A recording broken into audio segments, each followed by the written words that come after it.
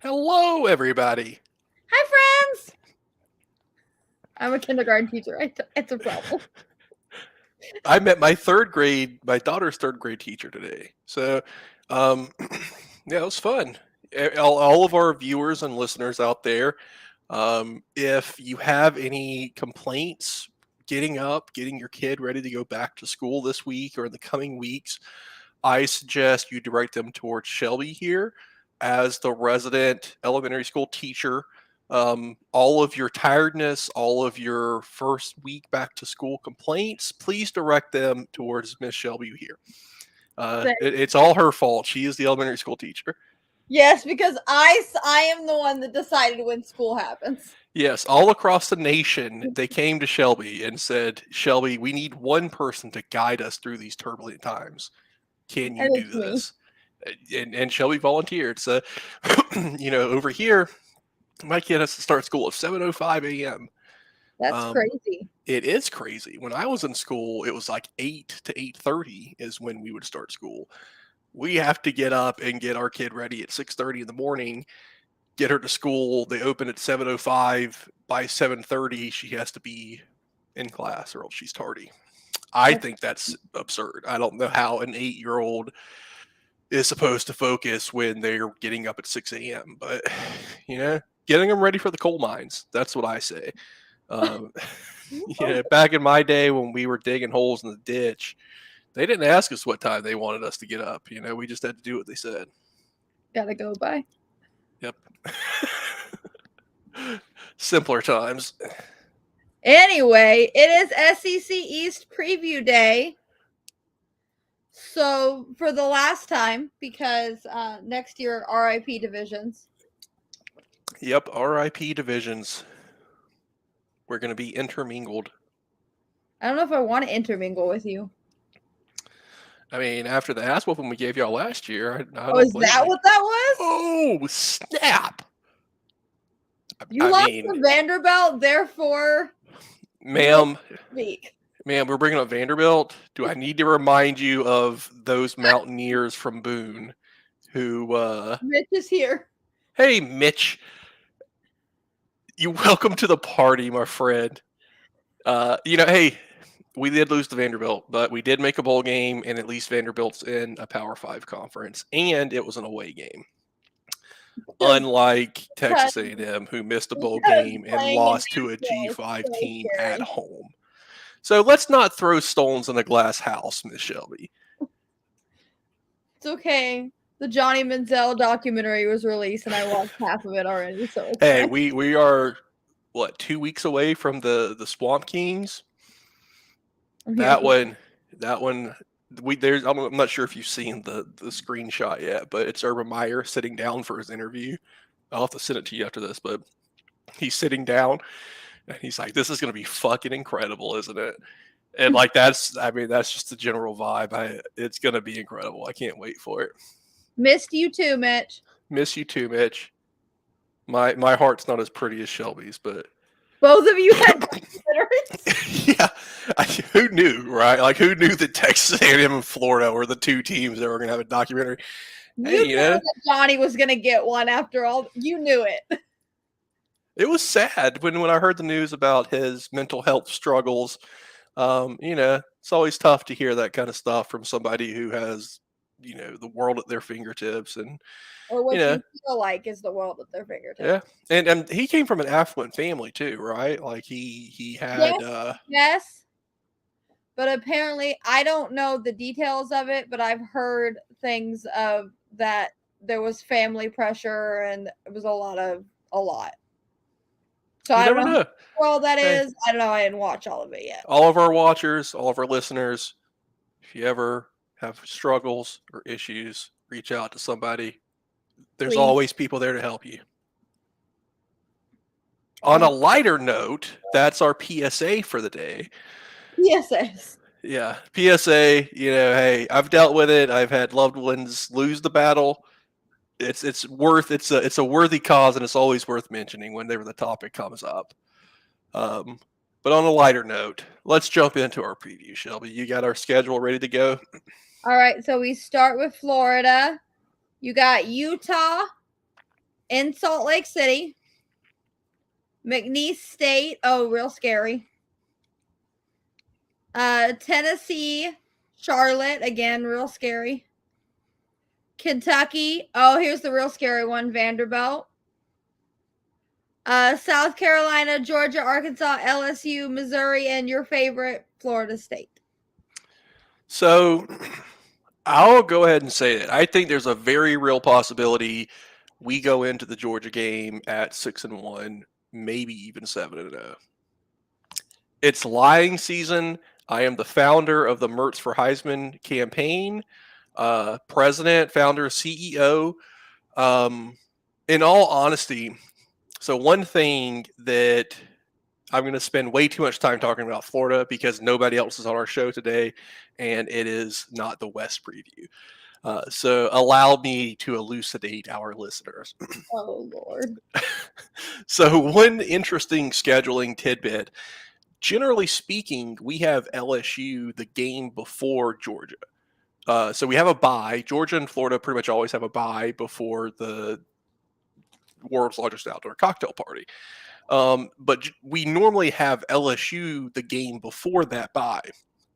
So not having arguably our second toughest opponent on the year, the game before our toughest opponent, which has kind of been the setup we've had for the past 5 or 6 years, I think that's really going to benefit us. I mean, I think that that LSU game, I mean, shoe toss notwithstanding, even if we go back, the cleat eat. How did I forget the cleat eat?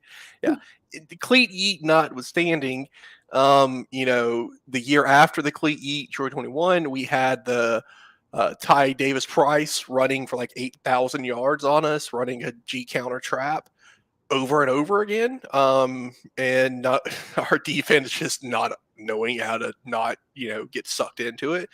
A few years back we had the 8-play goal line stand to win the SEC East back in 2016, to where we had to reschedule the game because of Hurricane Matthew. Before that we had the big Voshon Joseph hit on what was his name? He was a Danny Etling to stop him from scoring a touchdown. The Florida LSU game has just been wild, really, for the past 10 to 15 years. Either one of our teams is like a national championship caliber team, or we're both pretty solid and the game is just absolute chaos. So not having what? Never both crap. That's 2021 we were both crap. But see, that's the thing. That's the thing about the timing, right? Is that normally we would play that game as like game 5 or 6 of the season. So at that point, you don't really know how crappy you really are, right? Like 5 or 6, you could be sitting at 4-1, 5-1, whatever, and not realize you're going to finish the season at 6-6, right? Like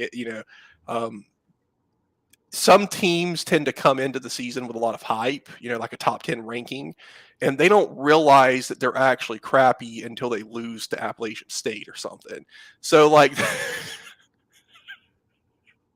so, that could be. Yeah. Like 2020, for example, Florida had a lot of hype. LSU was pretty, definitely rebounding from the 2019 team that was like an all-time great.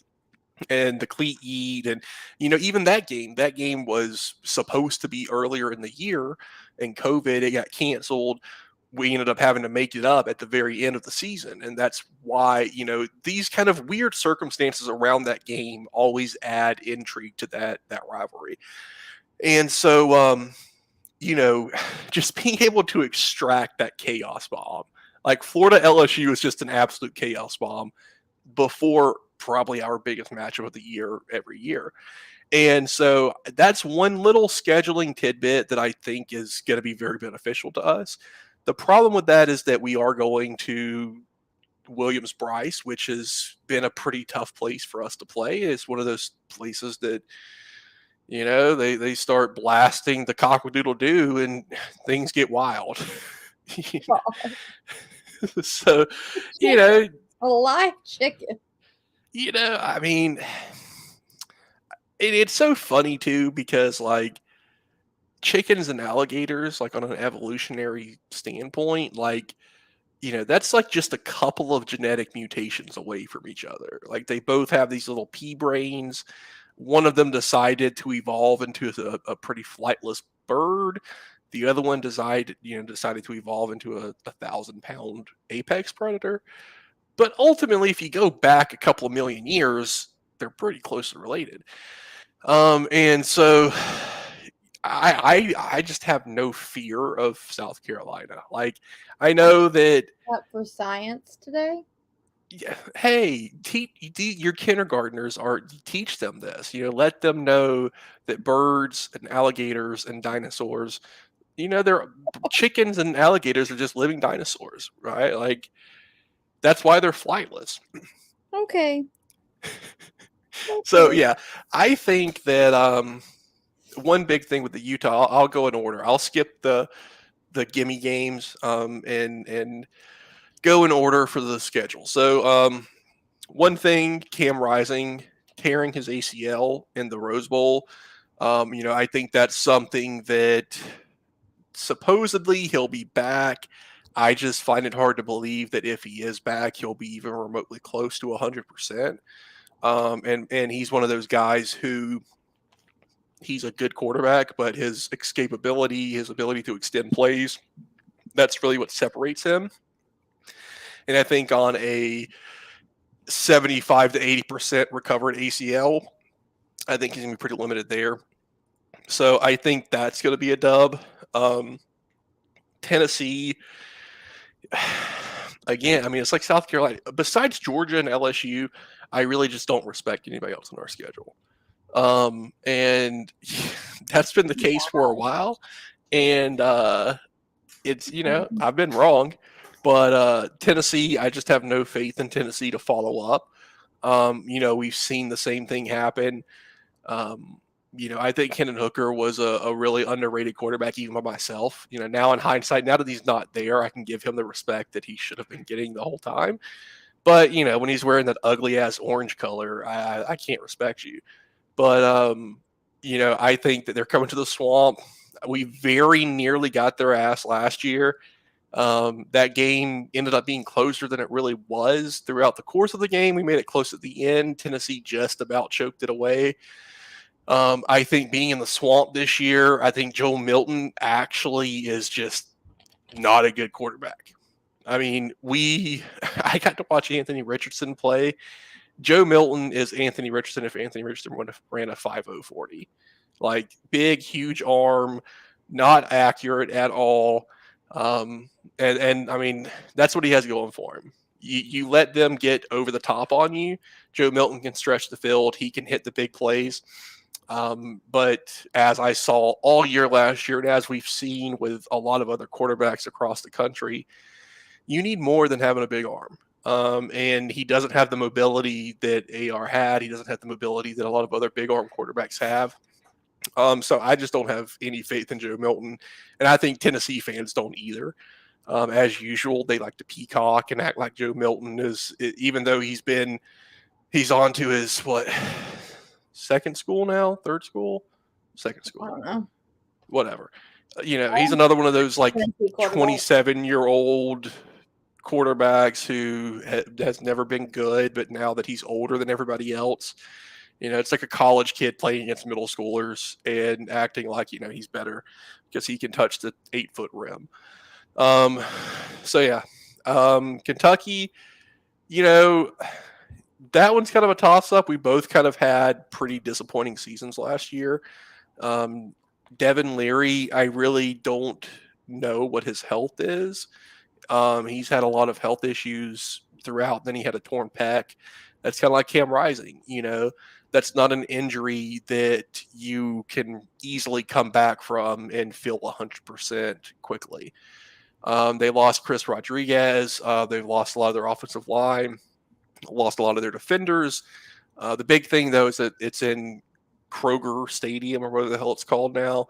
That Kentucky makes me think of a Kroger parking lot. Yes, exactly. Got it. For 30 some odd years, that game was a gimme. Dan Mullen made sure to remind us that no game is a gimme. So I feel like that's going to be a win for us. I just don't think that Kentucky brings in the talent that they have to. But, they play hard, they play dirty, they take cheap shots, they like to injure your best players, they like to twist ankles at the bottom of piles. They like to issue formal apologies afterward, but it doesn't matter when they take your best players out. When's the last time A&M played Kentucky? Travion Williams, double overtime, I believe 2018. Yeah. So I can pinpoint the way we won, but I have to think of the year. Yeah, Kentucky likes to do this thing to where they make it a point to they play physical. It's like the Bobby Bowden hit them until the echo of the whistle philosophy. Kentucky really lives up to that. I think that if everything is above board, I think if it's just an X's and O's matchup, Kentucky can't hang with us. I think Florida's, and I'm not sure if you've picked up on this, I think Florida's going to be one of the most underrated teams this year. I think we're going to surprise a lot of people. Last year I said that we had a lot of unknowns, a lot of variables, and we could be 6-6 to 10-2, and it really depended on what AR did. We got to see what AR did, and we went 6-6. I mean, we needed AR to have like a Cam Newton type season to hit the upper bounds of that. Graham Mertz is certainly not Anthony Richardson. That's good and bad. I mean, we aren't going to have the explosive ability. We aren't going to have the escapability. We aren't going to have the dynamic aspects of Anthony Richardson. We're also not going to have the 9 for 27 performances. We're not going to have him, the Kentucky game from last year when he was 14 for 35. I mean, really, at least 3 of our losses last year were directly attributed to Anthony Richardson literally throwing the ball to the enemy team and losing the game. Graham Mertz may not win us games, but I don't think he's going to actively lose us games in the same way. AR won us the Utah game. Like, AR won us games. AR made the Tennessee game close. He also literally lost us games. So, it's a give and a take. I don't think we're going to have that sort of chaotic energy this year. And that's why I think that we could. Fun. What? Chaotic energy is way more fun. It is when you're not rooting for the team. Like, it is when you don't watch the guy who starts off and you're just like, holy shit, it's good AR time. Yeah, and he's like the FSU game where he starts off 5 for 7 with 3 touchdowns and 200 yards, and then he in the first quarter, and then he finishes the game 9 for 27. Yep. You're like, oh, 5 for 7. We got good AR. They can't stop us. It's over. And then he goes 13 straight passes without a completion. Like, what other quarterback does that? You know what I'm saying? Like, Robbie Ashford, maybe. I mean, Lynn Bowden at least knows to just hand the ball off or run with it. So, I mean, I think that level of variance, we had to be one of the more variant teams in the country last year. I think that stability is really going to come down, and I think it's going to make a big difference. So then Vanderbilt's homecoming, I think we're going to exercise some demons from that embarrassment last year. According to Bill Connolly, that was the 5th most unlucky game in the country last year. Even though I've given you a lot of shit about it, the Texas A&M App State game was the number 2 most unlucky game. And so you have to give me shit. It's okay. You started it. You brought up Vanderbilt. What do you expect, Shelby? You see, you're like, oh, not me. What did I do? Oh, I'm just Shelby. No. See, you started it. I can't help it. I'm not just going to let you say it. So, yeah, I think we're going to exercise demons there. South Carolina, again, we're in Columbia. It's in Williams-Brice. That one can always be tricky. Spencer Rattler's back for year 13. Jesus. But he did throw another touchdown against Tennessee. That's true. I mean, that flip-flop, right, from us just handing South Carolina, like handing them their ass, right? Like it was 38-6, and the only thing they scored on was a trick play on a punt, a fake punt. And then for them to turn around and them to just mollywop Tennessee while we lose to Vanderbilt, like you're just like, what is college football? Like this is what makes it great. Like what is this? Like Texas A&M beating LSU. Like you know God what I'm bless saying? You're just like, I how? needed that. How do you lose to this team and then turn around and beat that team? Like, how does this make sense? So LSU. We beat LSU. yeah. But looking at our schedule, Georgia and LSU are the only two games that right off the bat I say we're going to lose those games. As much as I like to be a homer and pretend like we're never going to lose, I can't really in good faith say we're going to win those two games. I think those two teams are the best in the SEC. I think they're two of the 5 best in the country. And we have LSU in Baton Rouge. So if we pull that off, it would be a massive upset. Georgia, the game last year, it was simultaneously closer and not as close as the score indicates. We had a huge play from AR to get on the board and kind of get things rolling a little bit. They also had a huge play with Brock Bowers catching a ball off the back of a defender for a 75-yard touchdown. Really and truly about a 14 to 21 point difference is what that game should have been. It was like 22. So, kind of in the numbers there. I don't think that I don't think Carson Beck's going to be as good as people are expecting. But they're Georgia. I mean, they have the horses, they have the defense. Ultimately, Carson Beck, if he's okay, they're probably still going to win 11 games. So that's kind of the X factor to me. Arkansas, again, I think Arkansas is going to go like 4-8 this year. Like I think Arkansas. K. Jefferson learned how to not reach for the goal line from the 5-yard line. He ain't getting any better. Yeah, like I just and Dan Enos, like we've seen the Dan Enos experiment before. He was at Miami. Miami wasn't good last year. Dan Enos has kind of run his course. It's about time for him to be a position coach. And that's one thing that gives me hope about South Carolina. They hired a guy. They hired Arkansas's tight end coach to be their offensive coordinator. He has no offensive coordinator experience. That's always going to be a wild card, right? Like, LSU with Joe Brady. Joe Brady had never been an offensive coordinator before, but he worked for Sean Payton and brought that in and adapted, and they blew up in 2019. Whenever you bring in these guys who have never called plays before, sometimes you find a hidden gem. Sometimes they show their lack of experience. Dowell Loggins, the OC for South Carolina now, I don't even know what to expect because he's never done his job before. So he could be great at it. He could be awful at it. And, it's not like Shane Beamer can take over play calling because he's been a tight ends coach and special teams coordinator. Like, ultimately, if South Carolina's offense comes out and stinks it up on the field, until the offseason, there's really nobody in that building that's going to be able to take over play calling. So, that's one of those things that you never really know how it's going to look until the plays are being called. Same thing with Georgia replacing Monken. I mean, Mike Bobo obviously has a lot of experience. His experience doesn't inspire a lot of confidence or fear in me. But ultimately, he's kind of back to that Jim Coley, Jim Chaney, whatever their names were, early offensive coordinators for Kirby, to where they're going to be asked to not lose the game. And I think that Mike Bobo's probably better at that than either of those guys were. And that's why I can't pick Florida against Georgia right now. So already touched on LSU. Missouri, not worried about Missouri. They lost their leading receiver. We beat their asses last year in an ugly game. Not too worried about Missouri. The only thing that makes me kind of unsure, kind of gives me some pause, is that it's late November in Columbia. If it's, 10 degrees and snowing, who knows what the hell can happen there. And then FSU, this is the one. It sucks to have to wait 3 months for it because these guys won't shut up.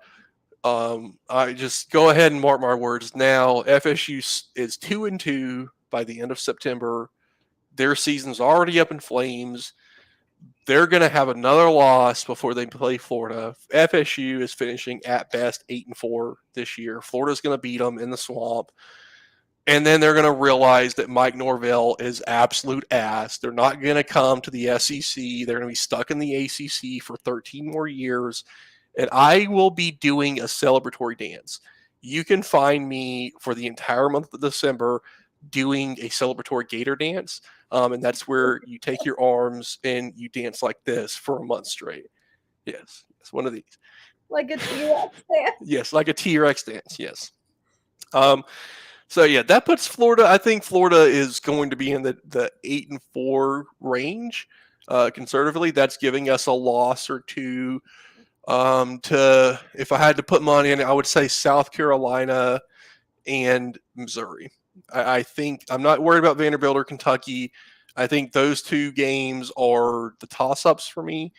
That those two games are the difference between 8-4 and 10-2. Would you not rather lose to Kentucky than Missouri? I mean, I would rather not lose to anybody. The thing is that we have all these teams on the road.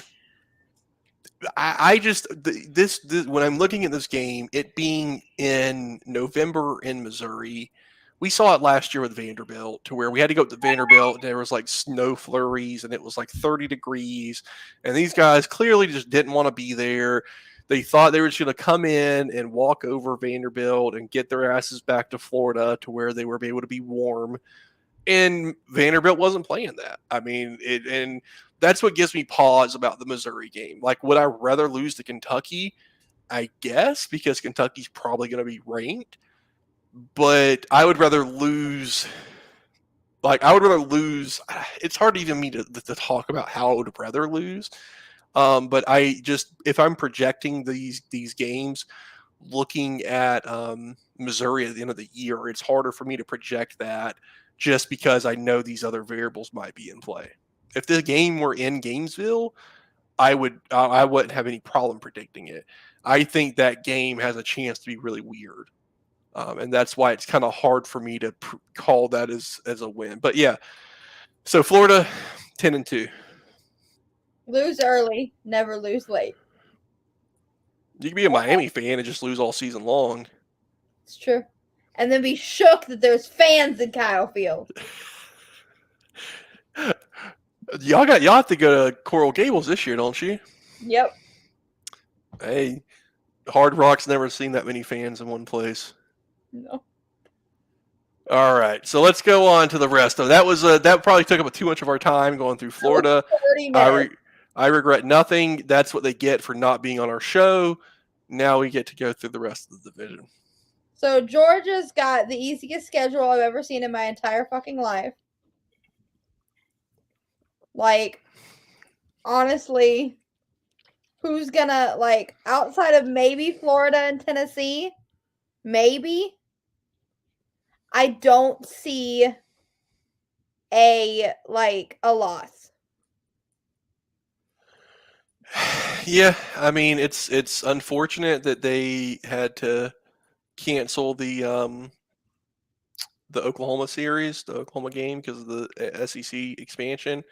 I think they replaced them with UT Martin. So, not entirely on Georgia's, and I hate defending Georgia, but I mean, I've had this conversation before. He's here for SEC talk, not trolling. How I'm trolling everybody. Don't. True. It's true. Special. Yeah, Adrian. Yeah, get out of here. But keep watching. I appreciate you watching and commenting. Thank you. Like and subscribe.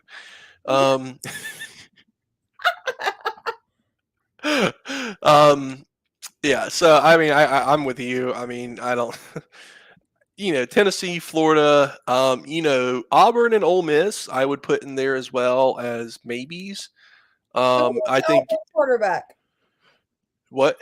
Who is the Auburn quarterback? Is it TJ? No, it's Taylor Shorn. Taylor Short. I don't know who that is. He's from Michigan State. He transferred from Michigan State. All I know is it's not Zachary Calzada. It's not Zachary Calzada. No, Zachary Calzada retired. No, I think he transferred somewhere else again. That's might as well retire. After your second transfer, you might as well retire. But it's okay. He beat Alabama. Hey, that's all you need. That's how it feels for Austin Appleby. Who's Austin Appleby? If you're not a Purdue or a Florida fan, you probably have no idea. But he threw the 98-yard pass to beat LSU, so he gets to go down in Florida lore. Johnny and Zach Calzada. I don't know what they gave Zach Calzada in that injury tent, but they need to bottle it and give it to someone else.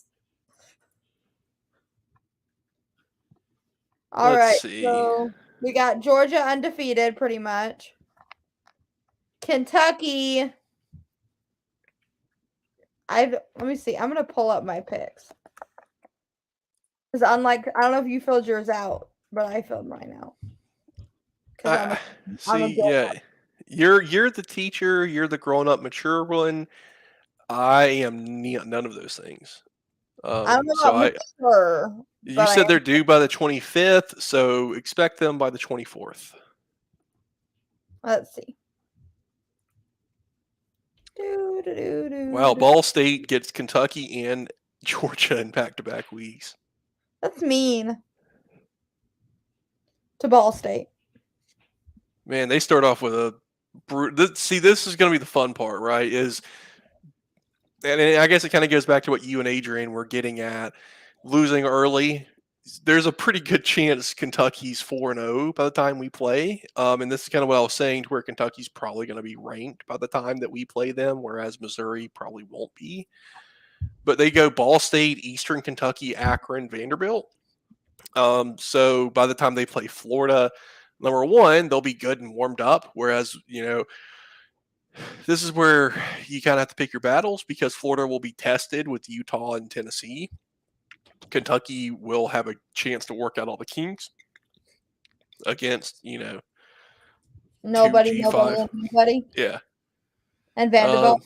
No, still nobody. So, let's see. Looking at the schedule, 1, 2. I got 6-6 for Kentucky. Did they lose pretty much? Where'd it go? Oh, I lost it. There we go. They beat Vanderbilt and Missouri. And that's it. That's what I've got. Which sounds really mean now that I think of it. Yeah, and they have Mississippi State in Starkville, Louisville in Louisville, South Carolina and Columbia. Yeah, I mean, I got them at 6-6 as well.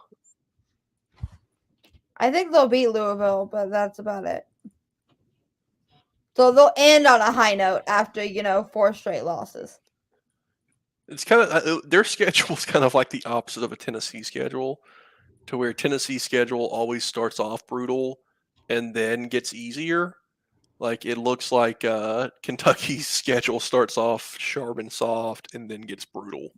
It's not that beneficial to have a tough non-conference schedule as an SEC team, because they are the best conference in first football. So your schedule doesn't need to be strengthened anyway. You're preaching to the choir, man. Florida plays 10 P5 teams next year. We play 11 in 2024. Like, Florida and Georgia.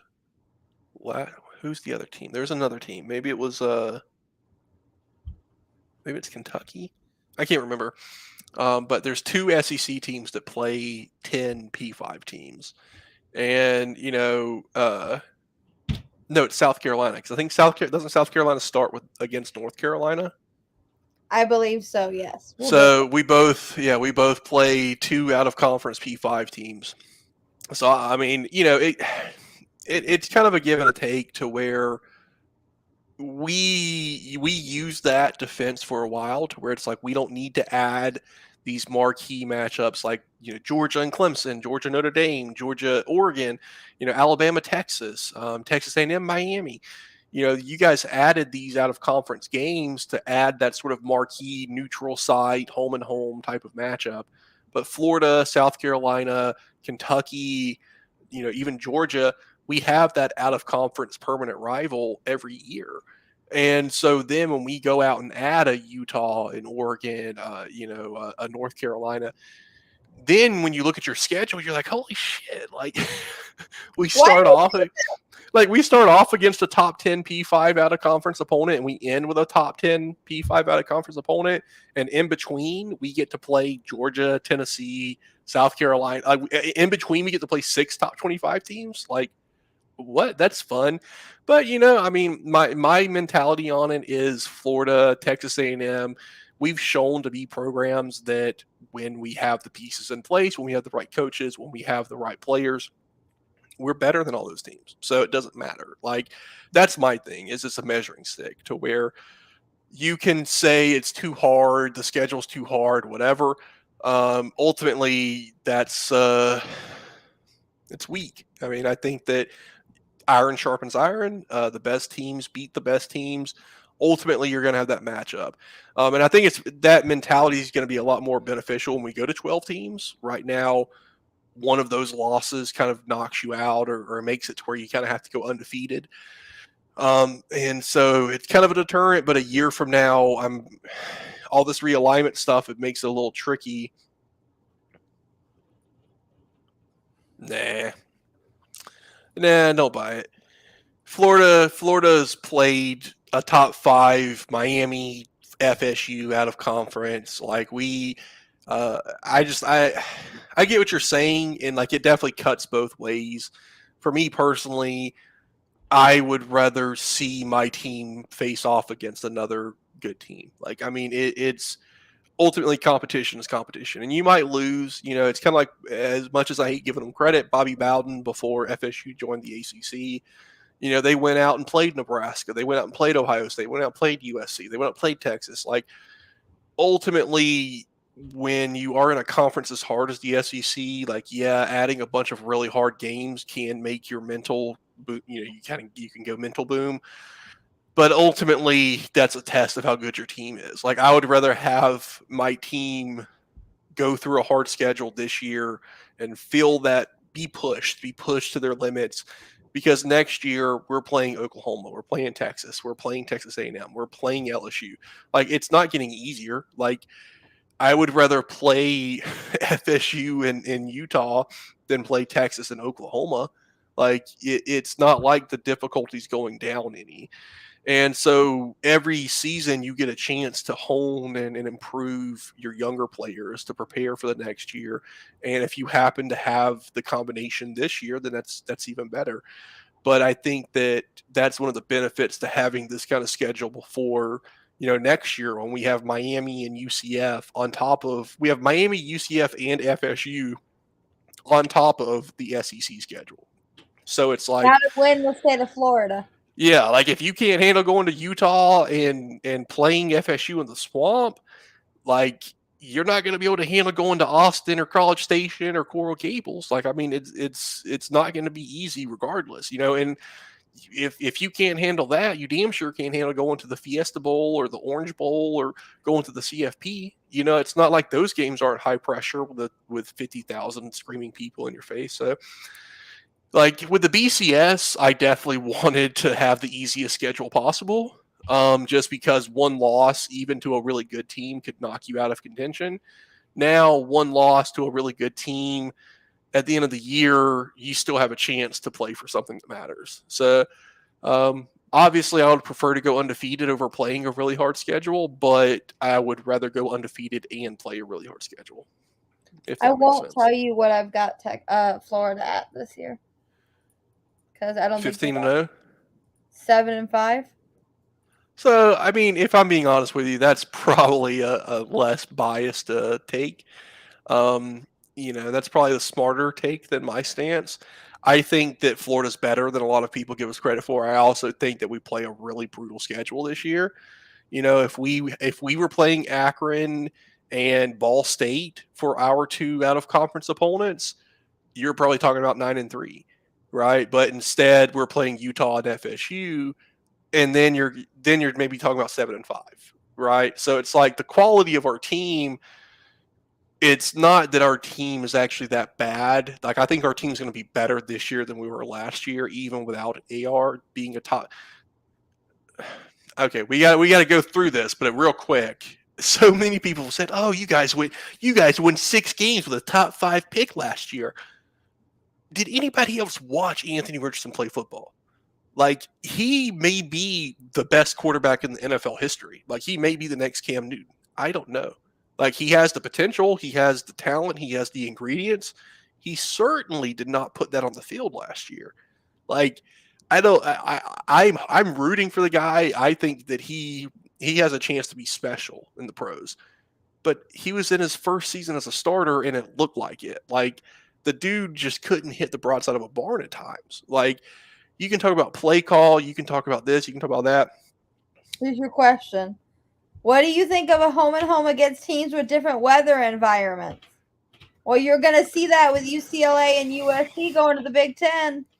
Yeah, I mean, we saw it last year with Utah, to where even though Utah tried to act like it didn't matter, the first quarter of their game, they had dudes puking on the field because it's hard to simulate the heat and humidity of Central Florida in early September. Like, and we're going to deal with it this year going out to Utah with the elevation and the altitude.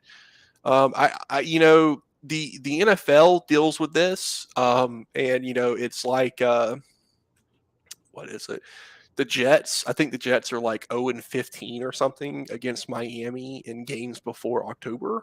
So something along those lines, to where the northeastern teams in the AFC East coming down to Miami and playing in Miami, no matter how many times you do it, it's hard to prepare for that, like conditioning wise, all that stuff. Like, it's just brutal. So it's not unique to college football, but I like it. I mean, I would rather see neutral sites games in those instances. Like, I think seeing like a Washington play Miami at a home and home, like, I feel like that's too much of an advantage. Like, that's not what college football is about. College football is supposed to be regional. Like, that's what makes college football special. When you start throwing these huge discrepancies to where a team doesn't travel into these situations, it's not the NFL. These guys haven't played in these environments. I feel like that's kind of dangerous and a little unfair to them. And I think that's why a lot of teams have gone to neutral sites. But, you know, I'm all for good football. That's my opinion on it. So let's go. Let's see. Georgia, Florida. We talked Kentucky, right? Yes, I got Kentucky at 6-6. Vandy, we can skim over. I got them at 3-9. Oof. With wins over Hawaii, Alabama A&M, and UNLV, and that is it. Yeah, there's a screenshot where Dari Noka had Vandy finishing 6th in the East and Florida 7th. So hopefully that's disseminated amongst the team. But let's see. So we got Missouri, Tennessee, and South Carolina to cover in 15 minutes. Well, I mean, thankfully we saved the 3 least important teams for last.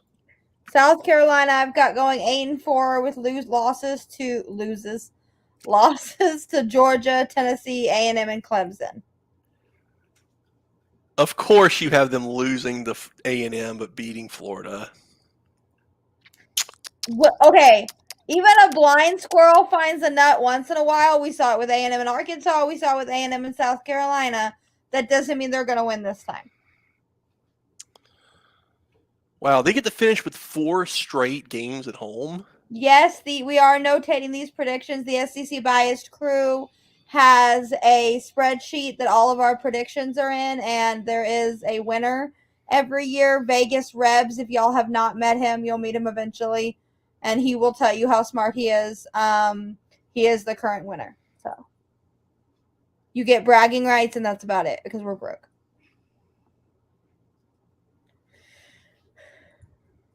Yeah, let's see.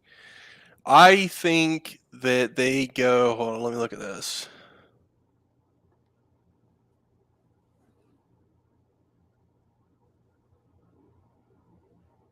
Now in silence. I got South Carolina going 5-7. Ouch. Yeah, I got them beating Furman, Mississippi State, Jacksonville State, Vandy, and Kentucky. So no Florida, no Missouri, no UNC. No, lost to UNC to start the season off. That's when everybody realizes that Drake May is an actual legitimate NFL caliber quarterback, and Spencer Rattler is Spencer Rattler. And then from there, it just kind of goes downhill. Poor Spencer Rattler. He deserves it. He's a prick. Spencer Rattler. Have you seen the documentary of him where he was on QB1? He's a prick. He's a douchebag. He's like Tate Martell. No, you know who's a douchebag? Kyler Murray. I mean, there's a lot of douchebags, and they all seem to have this thing for Texas A&M. Spencer Rattler had nothing for Texas A&M, and we're gonna be okay with that. Spencer Rattler's ass, my dude. Ass, my dude. Oh my god. Oh, the memories. The memories.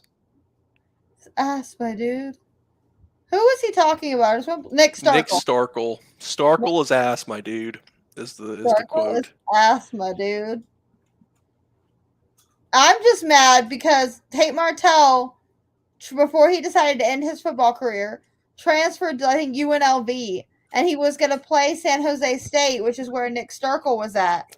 And we were ready for it. We were must-watch TV. And then and I was like, so who's really ass, my dude? I mean, one of them's in the NFL and one of them isn't. Is Nick Starkel in the NFL? I think he's like a practice squad player for the Jets or something last time I looked. You know who else is in the NFL? Kyle Allen. Yeah. Hey, Kyle Allen, he's like Jeff Driscoll. Like, he's one of those guys that you're like, what the hell are you doing in the NFL, Kyle Allen? Like, what are you doing starting a game? What is this? This doesn't check out. What are you doing, buddy? Come on, let's go home. We're done now. All done. Oh my lord. Okay, I got Tennessee at 9-3. I got them at 8-4. Alabama, Georgia, because I cannot, in my heart of hearts, say that Tennessee's going to beat A&M. I mean, I think that's the difference between our schedule. I think well, I guess the only difference is that I'm even less of a hater than you are, to where not only do I have them not beating Texas A&M, I also have them not beating Florida. Whereas you have them not beating A&M, but you do have them beating Florida. So that's the difference between us. Florida. That's fair. I mean, one of us had a winning record last year, one of us didn't. What did you do? What? Tennessee beat Alabama. What did you do? We beat Utah. Congratulations. You also lost to Vanderbilt. I mean, it's still better than Appalachian State. Hey, I never claimed we were good. See, that's such a cop-out. I never claimed we were good either. Like, I can play that game too, Shelby. I know we were, and I quote, ass, my dude. I mean, it's interesting because I believe, well, if my memory serves correctly, your prediction for the 2022 Texas A&M Aggies 12-0. 11-1, 12-0. This year, I'll tell you. Top 10 preseason team. I believe the whole "I never said we were good" thing could be called into question, Shelby. Spoiler alert to keep you wanting to come back next week. I have us at 11-1 with us losing to LSU at the end of the season to ruin everything. Because you're going to be Team Chaos. You can't have nice things. If I can't have nice things, neither can you. Hey, I read an article. Florida. Read? Well, I had somebody read it to me. I'm a Florida fan. Reading is tough for us. But as I was listening, they were telling me that Florida plays 5 of the top 15 teams for CFP odds next year. So we got Utah, Tennessee, Georgia, Florida State, and who's the other one? LSU. LSU. Yeah, LSU. Thank you. How did I forget LSU? Oh, I know how. The official sponsor of Back to School Week. I'm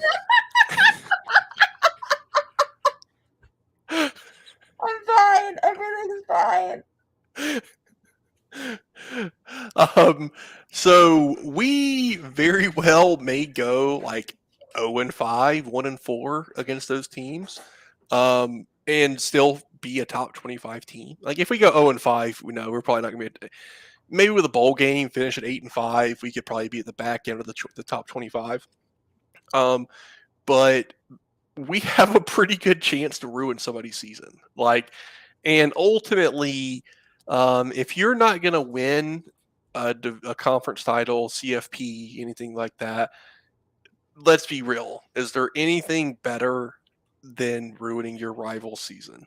Did it? If you're, if you're not going to be the team winning it, and even though I have my orange and blue glasses on, I can't, in good faith, predict Florida to win the SEC or anything really of relevance next year. The consolation prize for that situation will always be ruining your rival season. Because fuck LSU. Fuck LSU. Yeah, exactly. It's fine. I'm fine. Everything's fine. I'm fine. It's fine. So based off of this, you have Georgia winning the SEC East. What's your final standing? What's your 7-team order? Okay. Georgia, Tennessee. I'm looking at my list here. South Carolina, Florida, Kentucky, Missouri. And Vandy. Vandy. Sorry. Okay. Counting is hard. I have Georgia, Florida, Tennessee, and I can't even say it without smiling because I know I'm being biased. I don't care. It's my show. I get to say, me and Shelby get to say whatever we want because we're the ones on the TV. The TV. Sorry. On the TV, coming out your radio, doesn't matter. It's our voices. So I get to say Florida's number 2. Tennessee, number 3. South Carolina, number 4. Missouri, number 5. Kentucky, number 6. Vandy, number 7. Poor Vandy. Hey, fuck Vandy. Vandy, man. Vandy, fuck Vandy. That's all I can say about Vandy. I hope Vandy never wins another game. They should not have won that game last year. It was such BS. And now for the rest of until we play them again, you guys lost to Vandy. You know who else lost to Vandy in year 1? Kirby Smart. I was about to say, not me. You know who lost to Louisiana Monroe in year 1? Nick Saban. Now, with that being said, yes, I am implying that Billy Napier will win a national championship in 2 years. So, when I make that comparison, I intend to fully follow through with it. Do you really though? Mm-hmm. Trust me. I don't. So. Just trust me, bro. Bruh. Oh, my kid has taken up saying bruh. Just guys being dudes.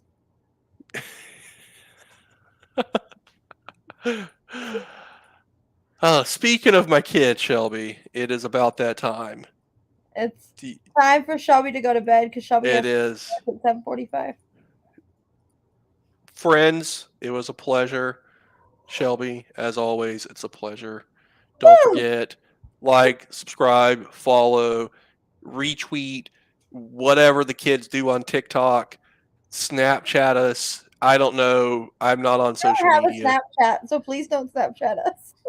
Snapchat somebody. I don't know. Instagram something. We have Your talk. We're on Instagram. Yeah, drop us a like, follow, subscribe. We need to put our social down here so that when I do this, I'm actually pointing at something. But also, most importantly, I don't know. Mertz for Heisman. It's Heisman season. Heismanzo. There you go. That sounds even better. It does. Because he won one. I mean, and he's wearing number 15 this year, so the whole Heisman thing with the 1 and the 5 for the I and the S, I can do it. You get a whole another season of me doing that, Shelby. Oh, no. Oh, no.